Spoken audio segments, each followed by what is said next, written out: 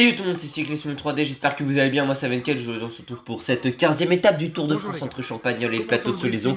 188 km de montagne, la bataille sera forcément engagée en montant au Salève par le col de la Croisette avec près de 5 km de montée, intraitable à 11,2% de pente moyenne pour l'explication finale.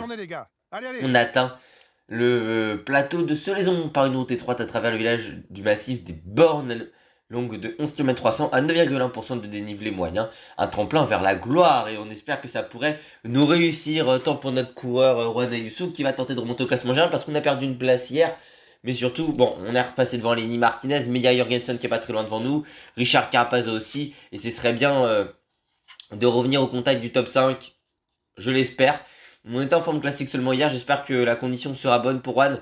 Et bah forme classique de nouveau, mais il y a la barre de fatigue. Et après, pic de forme pour Skelmos, qui je le rappelle s'est imposé hier. Forme classique pour Ayuso, et puis après Quinn Simmons également, mais mauvaise forme pour Verona, Pedersen, Vacek ou encore Dereji West. Et bah écoutez, on va envoyer Skelmos à l'avant de nouveau, parce que si on peut prendre quelques points, on s'en privera pas au classement de la montagne. Certes, on a 90 points dans ce classement, mais si on peut se rapprocher, prendre 10 points au sommet du col des Croisettes. Et puis je rappelle, depuis le début de Tour de France, à chaque fois qu'on gagne une étape, Pogacar s'y impose. Que ce soit le cas hier, au Markstein avec Skelmos, aux Anglais avec Skelmos, encore avec Dereji West le Laurent, et également du côté de Juan Ayuso sur l'étape du col du Tourmalet par Gavarnie-Gède, où on a eu la particularité de s'imposer avec Ayuso en attaquant le Tourmalet. Peut-être envoyer Verona à l'avant de la course, on va garder Dereji West, je voulais l'envoyer à l'avant de la course, mais la forme n'est pas bonne pour lui. Alors certes, hier il y aura 130 points entre l'étape d'Orsières-Merlette, l'Alpe d'Huez, première étape, et Alpe d'Huez via Sarenne. Là c'est vrai qu'on en a déjà 90, donc si on peut gagner quelques points, pourquoi pas aller en prendre encore les 17 avant Soleson, voir quelques-uns à l'arrivée, ça peut être vraiment pas mal pour nous. Et je rappelle aussi, on a pris le maillot vert lors de l'étape précédente, parce que Jasper Philipsen a été hors délai. Lui qui était malade et blessé en plus. Bon, donc là ce sera nickel. C'est vrai que Pedersen était à l'avant de la course hier. Il n'a pas pu prendre des points parce que, au sprint intermédiaire, pour la simple et bonne raison que ce jeu ne fait pas la même chose qu'IRL. Parce que là, le sprint intermédiaire est censé être au niveau du premier, troisième catégorie, qui n'est pas répertorié au classement de montagne. Sauf que dans le jeu, il est avant les croisettes. Et d'ailleurs, c'est une deuxième catégorie dans le jeu, l'ascension des rousses, alors qu'IRL c'est un troisième catégorie. Et pareil, ça je ne comprends pas. Et en plus, c'est même pas la même boss. Si, c'est la même boss, pardon. Mais par contre, également IRL, contrairement à ici, ça je ne comprends pas sur le jeu. Le sprint intermédiaire hier était, je crois, après le ballon d'Alsace, alors que dans le jeu, enfin IRL, c'était avant le Markstein. Mais bon, c'est le jeu officiel, le sprint intermédiaire n'est pas au même endroit. Et Verona ne peut pas s'isoler en tête de course, ça c'est une mauvaise chose pour nous.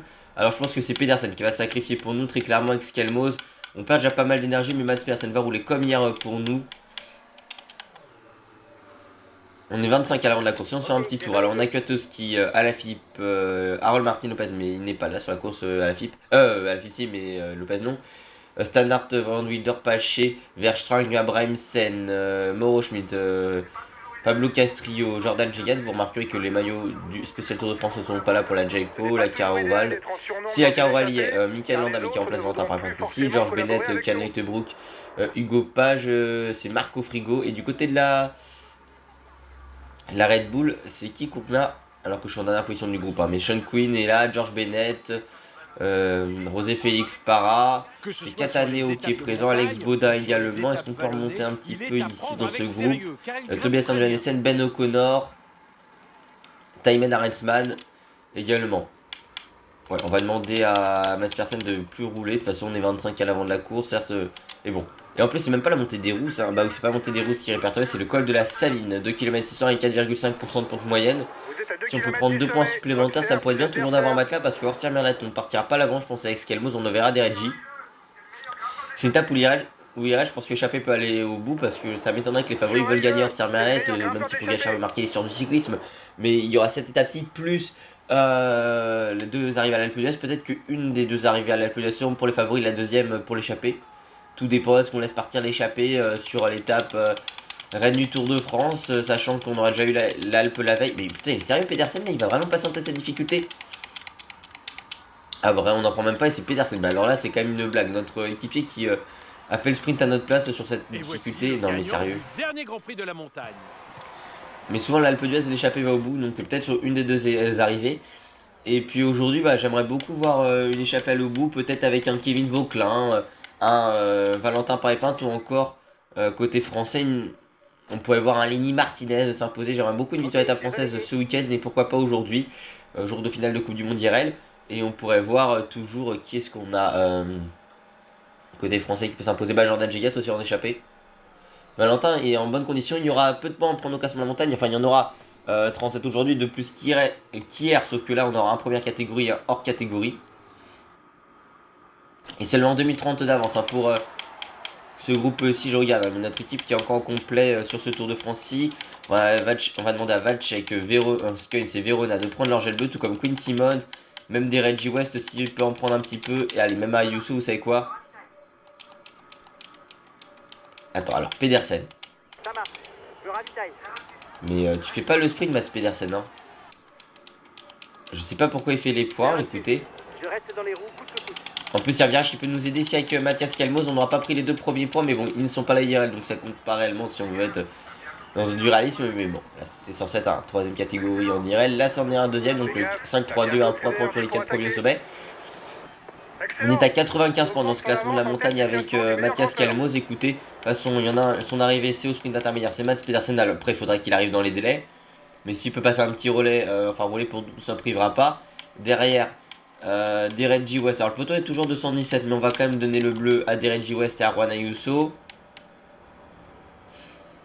Le problème de cette étape, c'est qu'il y a une longue portion de transition quand même. Hein, parce que irait le sommet de la Côte des Rousses à 147 km de l'arrivée. Et admettons le col de la Croisette. Ouais, il va falloir être allé à 55 km de l'arrivée, un peu moins. Ouais, moins, mais on va dire, allez. Ouais, t'as 70 km de transition. Je comprends pas pourquoi on a fait autant de transition. Même plus, non, attendez. Oui, quasiment 100 km de transition, c'est énorme.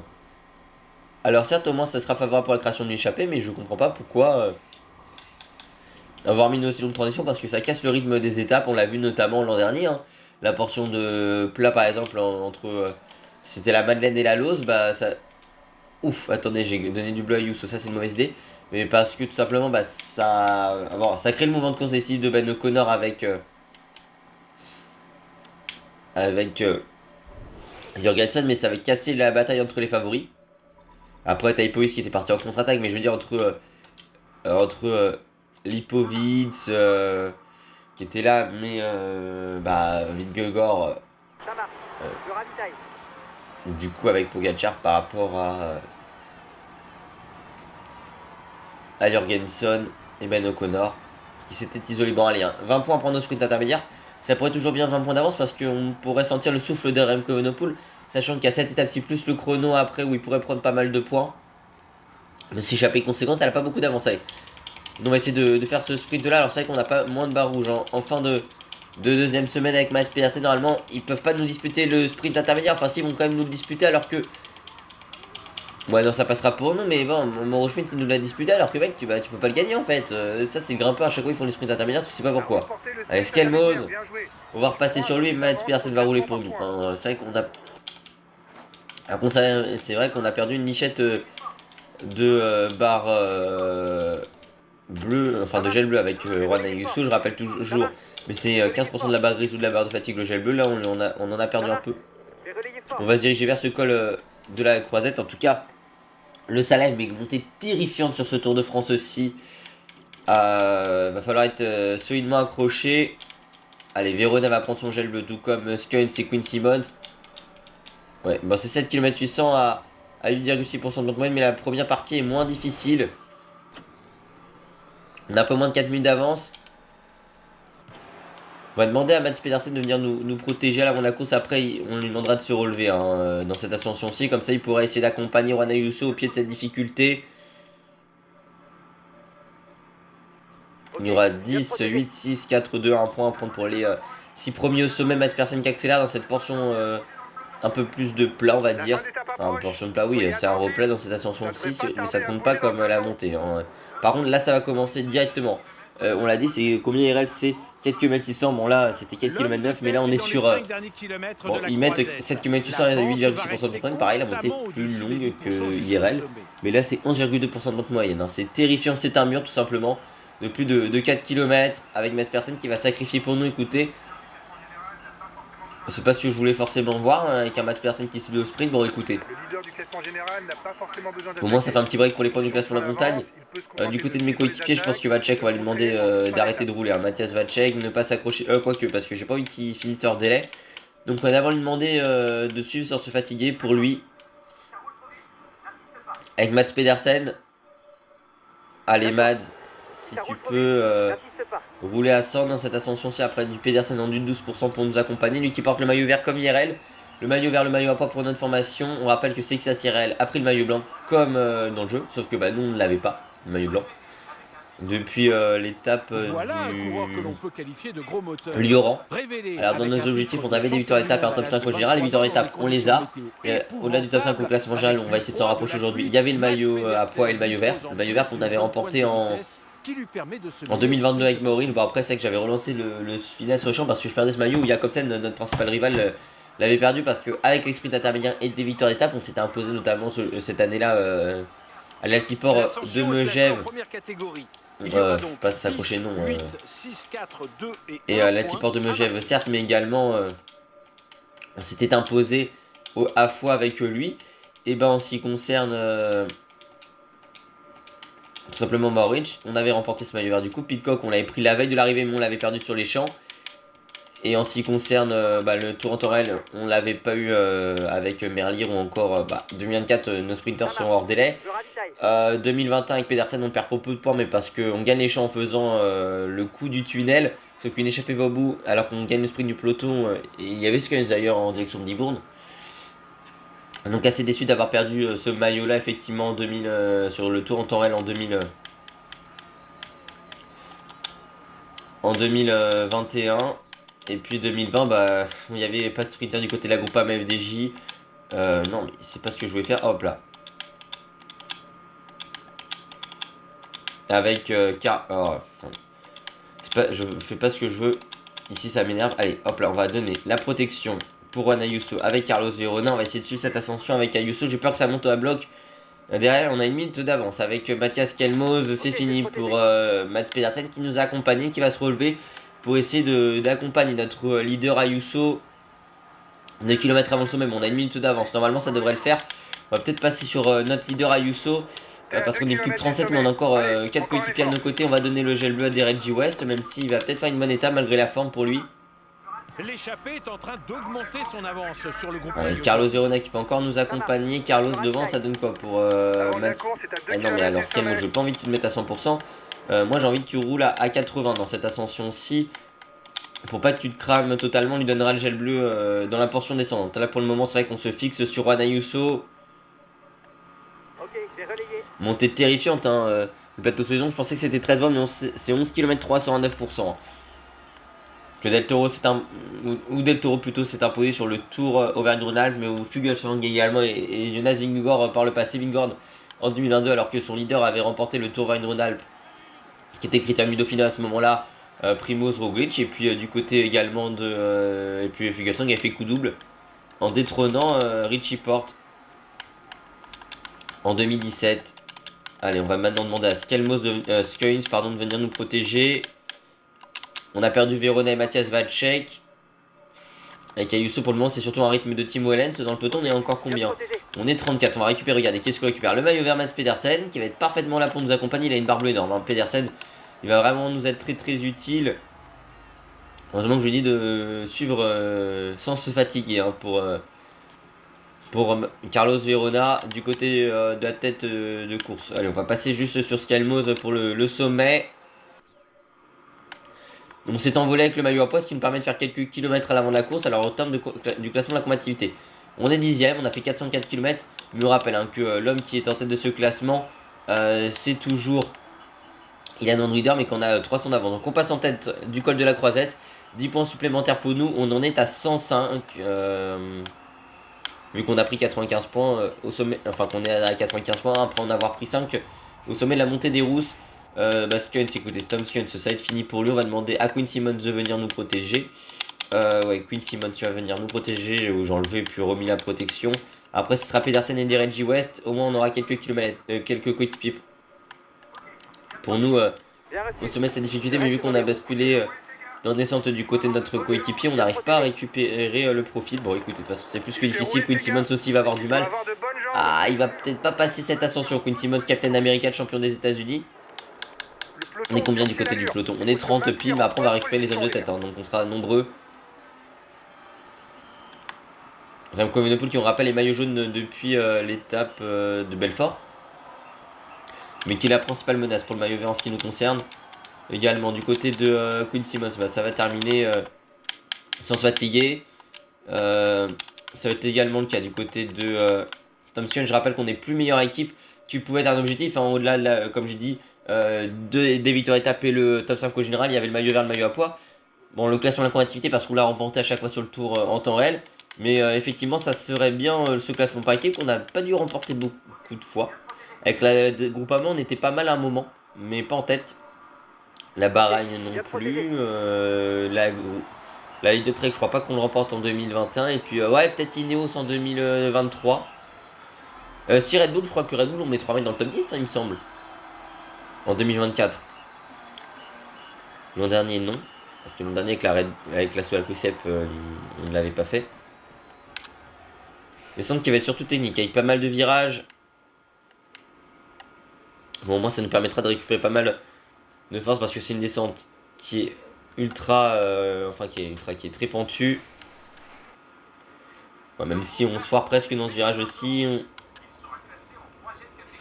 Après, la descente va être assez courte. Classement du meilleur grimpeur en vue. Il sera classé en 3e catégorie. Au moins, on peut récupérer pas mal de force ici. Il y aura le maillot vert pour nous protéger tout à l'heure. Ça va être nickel. Et là, on arrive très vite sur une portion moins difficile de descente. Ouais, ça y est, ça va redescendre un peu quand même ici pour nous. Voilà. Ça qu'on sera. Bon, si on a toujours Eskelmos qui passera en tête, j'imagine, de cette ascension-ci. Je vais au moins faire la descente avec notre leader. Pas partir à la faute, pas dépenser de l'énergie en se mettant au sprint parce que le jeu kiffe cela. Les nids qu'on a dépassés hier au classement général.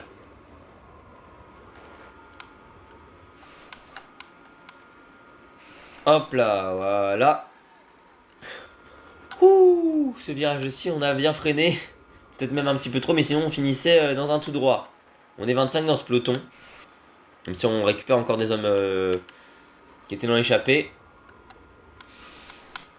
On a encore 2 équipiers pour nous accompagner, mais voilà, 2 coureurs dans un groupe de 25, c'est encore solide. Enfin, 3 pour notre équipe, mais je veux dire 2 coéquipiers autour de nous. Avec 2 victoires au sommet sur le Tour de France 2025. D'ailleurs, on doit être en dernière position de ce peloton. Ça serait bien de remonter ici.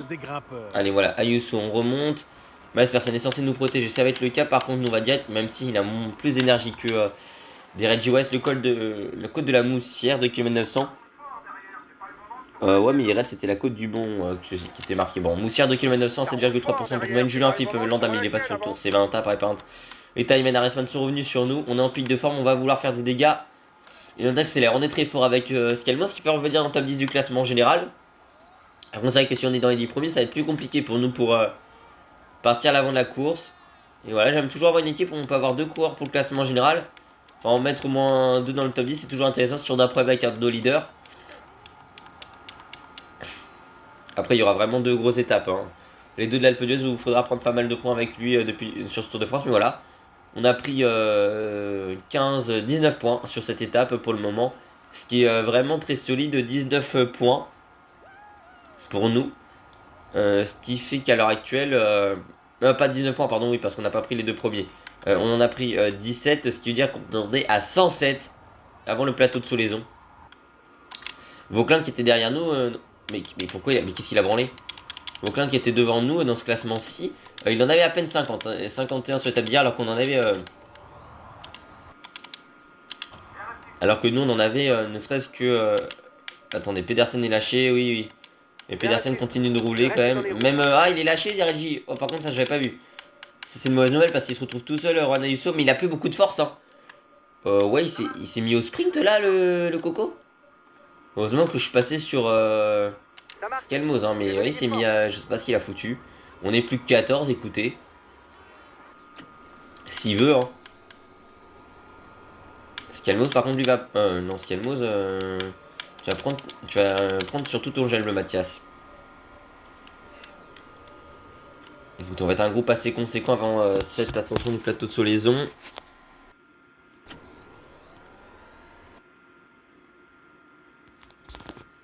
Mais assez étonnant. C'est sûr que je vous ai pas fait un point culture comme hier. J'aurais pu hier, par exemple, parler de la... Bon, Van de Villers, l'eau, certes. Mais également, bah, il y avait le mémorial aussi par rapport au combat de la Première Guerre mondiale. Hier. Le vieil Armand, voilà. Hartmans Villercorps. Pour les combats de 1915. Et puis hier aussi la fonderie de Mulhouse qui est devenue la fac de droit d'ailleurs. Nous on a 2 minutes de retard sur le groupe avec Skelmos où il y a toujours Arensman et Ben O'Connor. Ils vont être récupérés avant le pied de... Ils vont être récupérés assez rapidement dans la prochaine ascension. On n'est plus que 21 dans ce peloton.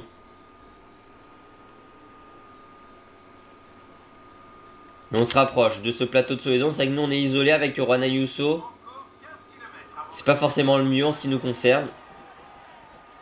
Bah en vrai on va peut-être demander à Skelmos de nous attendre. Hein. Attendez. Mais en vrai ça fait des kilomètres à l'avant de la course donc c'est pas l'idéal. S'il peut en faire écouter. Il sera avant tout là pour nous accompagner dans la prochaine ascension de la Bonneville ici. Steinhauser à Damiès, Direggi West ou encore Damiano Caruso sont licenciés. Le problème pour Direggi West c'est que c'est mauvais pour le classement par équipe où la UE est passée devant nous. Après il n'y a plus que Del Toro côté de Pogacar hein, mais Yates est devant Direggi. Bon bah après c'est que je demandais à Maspersen de rouler à 100 mais du coup on va lui demander de suivre sans se fatiguer parce qu'il dépense de l'énergie qu'il ne récupérera peut-être pas lors de la journée de repos même s'il y a le chrono mais il y aura l'étape de Voiron qui sera importante, l'étape de Voiron parce qu'on a un long faux plat montant et quelques virages dans le final mais on aimerait bien s'imposer avec Maspersen. On n'a toujours pas fait sur ce Tour de France une victoire avec notre ancien champion du monde et maillot vert de ce tour. Ça se regarde un petit peu sur cette portion de transition. On va prendre la route Benelli, vous savez quoi. Kovenopol qui a encore Jane Lea à ses côtés, il doit avoir également Florian Lipovic dans ce groupe de 21, mais c'est la UE qui roule pour Pogacar. Qui c'est vrai n'a jamais tenté du classement général depuis le début de ce tour en Torrel. Allez, on va prendre la route Paul Sexas au pied de ce plateau de Solaison, mais montée terrifiante.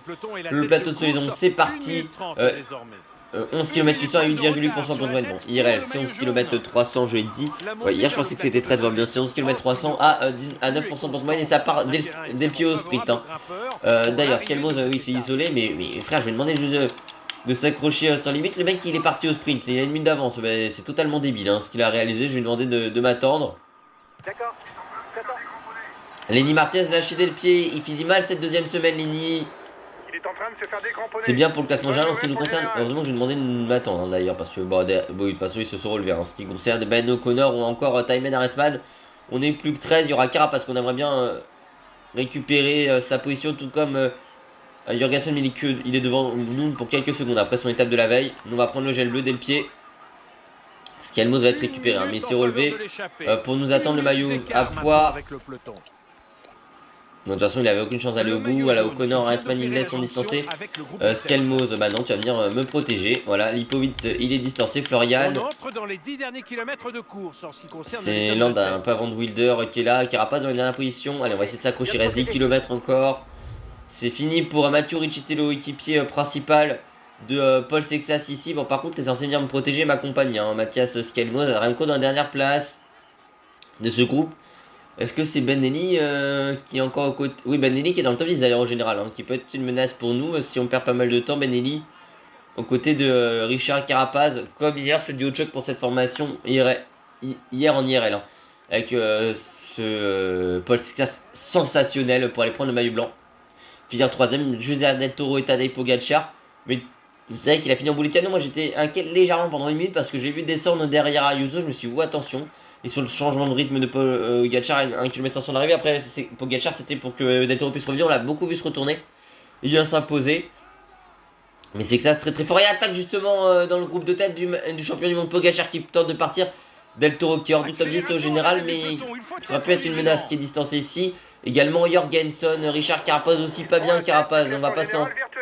Sans priver de le voir pas très bien pour le classement général, c'est un de nos rivaux. Alors c'est sûr que pour le top 5, c'est pas forcément le mieux que ce qu'on réalise ici. Il y a Skelmos à nos côtés.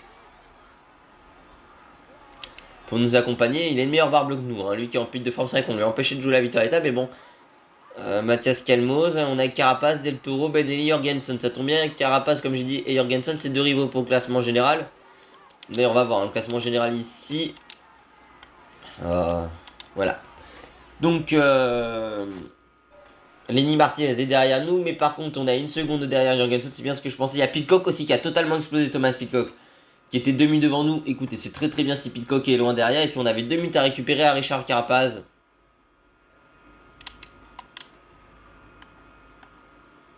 Ouais, Pidcock qui est dans le groupe Vauclin, donc là déjà on lui récupère plus de 2 minutes. C'est parfait pour nous, le groupe Sexas Pogacar à 40... Sexas Evenepoel, pardon. Après là on est vraiment à la bagarre pour le top 5, hein, vous me direz. Hein. L'arrivée étant classée hors catégorie. Qui est un objectif qu'on se fixait avec Juan Ayuso. On voit Remco devant avec Sexas. Gros rythme hein, de Mathias Kelmos. Bon, il lâche pas nos adversaires, mais on n'a plus beaucoup de barres hein, pour le final de cette ascension. Qui est terrifiante hein, quand même, ce plateau Solaison, il faut le dire. Mais Skelmos, il est meilleur que nous aujourd'hui. Hein. Alors, il peut remonter dans le top 10 par rapport à Pidcock ou Lenny Martinez. Ça y est, Jorgensen craque. On passera devant Matteo Jorgensen, même s'il est à son rythme. Il n'est pas réellement en défaillance ici. Mais Benelli, il est exceptionnel à Benelli. Certes, l'an dernier, il finit 9ème avec une victoire d'étape à Vire. Le maillot jaune qu'il a pris est super combatif. Mais j'imaginais pas qu'il était capable de tenir aussi longtemps.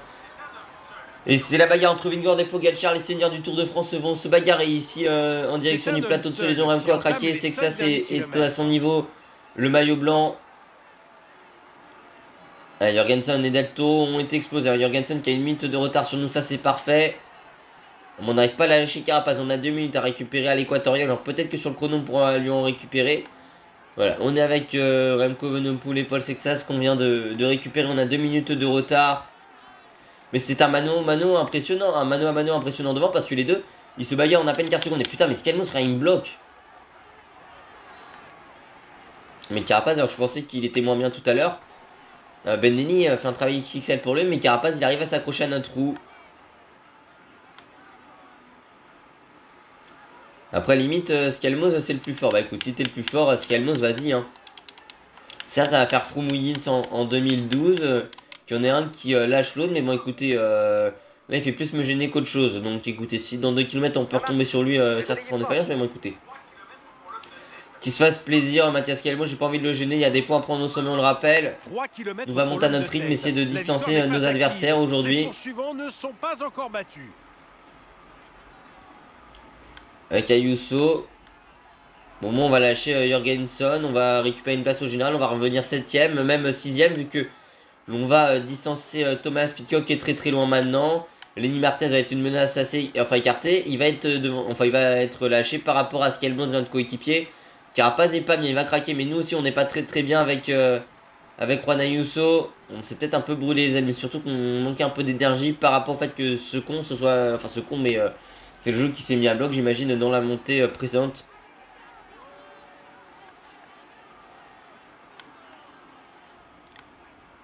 On va perdre du temps avec sur Carapaz, pas sur Carapaz, mais sur Benelli qui n'attend même pas ce leader là. L'Irlandais.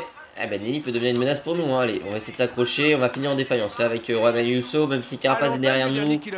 C'est très serré. Un homme mène les débats. Et bah finalement on a récupéré Skelmos. Bah écoute Mathias, tu sais ce qu'il te reste à faire. Tu vas me protéger, voilà.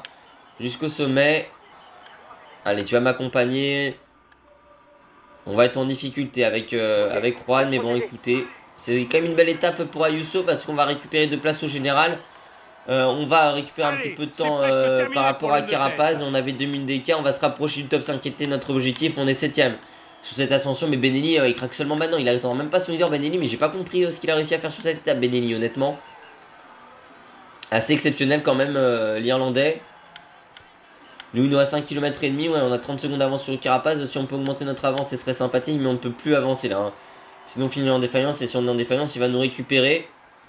Enfin, c'est pas le plus sensationnel hein, d'avoir monté à son rythme cette ascension. Mais bon, écoutez, avec Juan Ayuso, on récupère à 2 places au classement général. C'est déjà ça. De fait. Et on se rapproche de Richard, qui également est important. On va pas être très loin de Benelli, qui aurait pu être une menace également. Donc écoutez, c'est une étape plutôt bien. Du côté de notre coéquipier Mathias Calmoz, Calmoz, il aura pris sur cette étape 17 points au classement de la montagne et quelques-uns au sommet. Donc il va passer de 107 à... Ouais, il va prendre 4 points je pense sur l'arrivée pour lui. Donc écoutez, 4 points supplémentaires, non, il va... Ouais, dans 4 points pour Mathias Calmoz supplémentaire. Ce qui lui en fera 111 ce soir je crois. Voilà. On passe cette ascension avec Juan Ayuso toujours en position de bataille au classement général. C'est chose faite.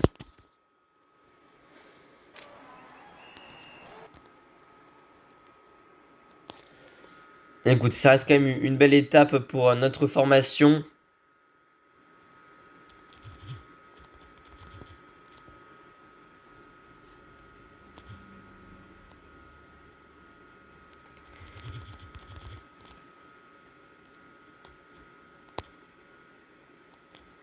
C'est plutôt une belle étape honnêtement qu'on a pu réaliser quand même.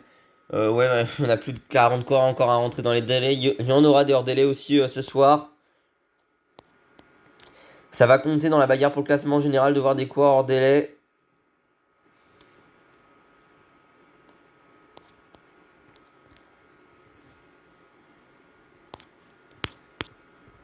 Et 5 km encore hein, pour Vandenberg qui va être très très loin je pense à presque avec l'heure de retard.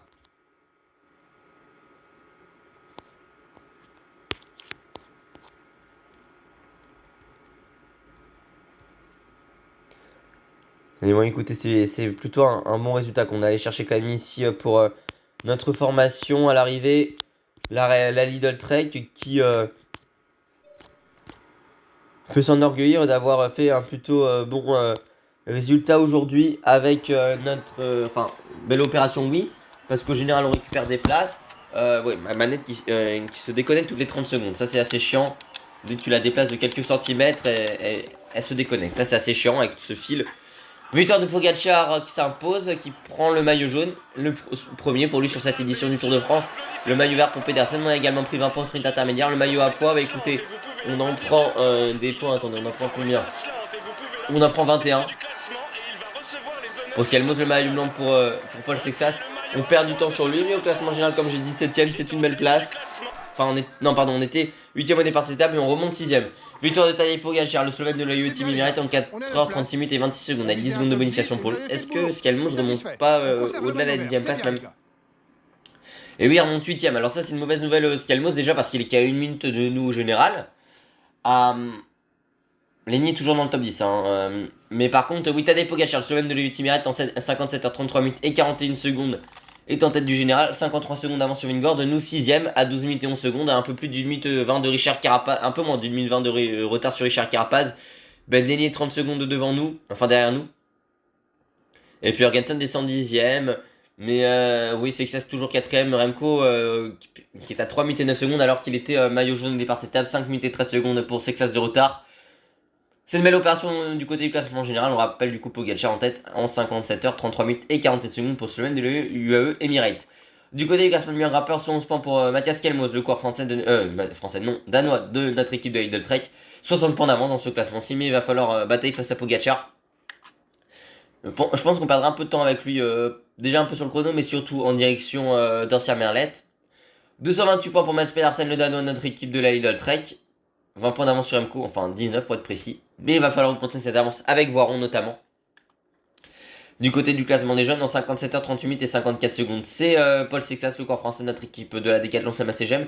Alors il a des belles stats, Pedersen en chrono. Est-ce qu'on jouerait pas avec lui les chronos ou avec Scalmos? Parce qu'avec Ayus on va perdre beaucoup de temps, parce que je suis nul en chrono. Mais j'aimerais quand même pas mal avec Pedersen, c'est de chipper des points. Du côté du classement des jeunes, on a dit pour Paul Sexas, 57h33 minutes et 54 secondes pour le français de la Decathlon CMA-CGM en tête de ce classement. Du côté du classement par équipe, c'est l'équipe Emirates Emirates en 73 heures, 1 minute et 12 secondes. Et puis du côté du classement de la combativité, 885 km pour Ilan Van Wieder, le belge de la Soudal Quick Step. En tout cas, j'espère que cette vidéo vous a plu. Si c'est le cas, n'oubliez pas de vous abonner, activer la cloche de notification, liker, partager, commenter et de venir me rejoindre sur Insta et sur TikTok. C'est Cyclisme 3D pour te dire à la prochaine. Ciao ciao.